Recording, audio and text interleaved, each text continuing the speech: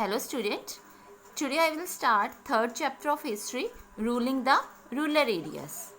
In the previous lecture I have explained after the Battle of Buxar, English East India Company got right to collect revenue from these states.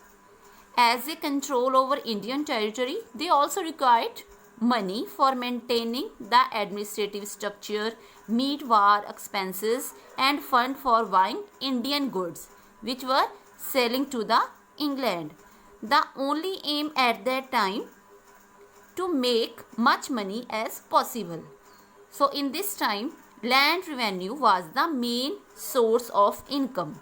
So between 1793 to 1857, the government made some policies which aimed at maximizing the Indian income of the British British की income को और ज़्यादा increase कैसे किया जाए.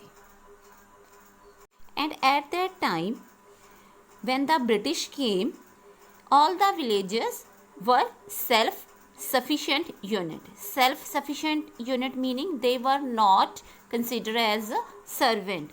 They have owned their land and work on the fields. So primary occupations in the villages were agriculture. Farmers own the lands. Farms को land मिलती थी, किससे मिलती थी? From the king, and they paid a part of the field as a tax to the king.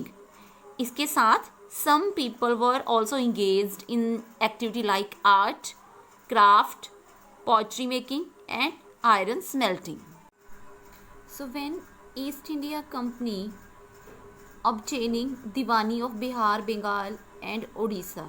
Diwani meaning now they could collect the revenue. But some corrupt officers of the company collect huge amount of revenue. वो लोगों से तो collect कर लेते थे but वो अपने पास रख लेते थे for personal use. So by this village economy decline and also agriculture production decline.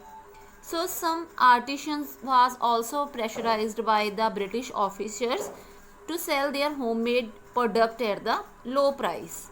So these conditions became worst when the terrible famine occurred in 1717, जब पूरी की पूरी crops damage हो गई, फसलें खराब हो गई. So at that time Warren Hastings introduced इजारदारी system. So in this system the right to collect revenue, वही person collect कर सकता है revenue who gave highest bidder for a period of 5 years, कि जो 5 साल में ज़्यादा से ज़्यादा revenue collect करके देगा. So these bidders also known as contractor, but this system was also not successful because all the bids were unrealistic. वो सारे के सारे corrupt होते थे. Actual amount जो होती थी of the tax they could not reach to the company. So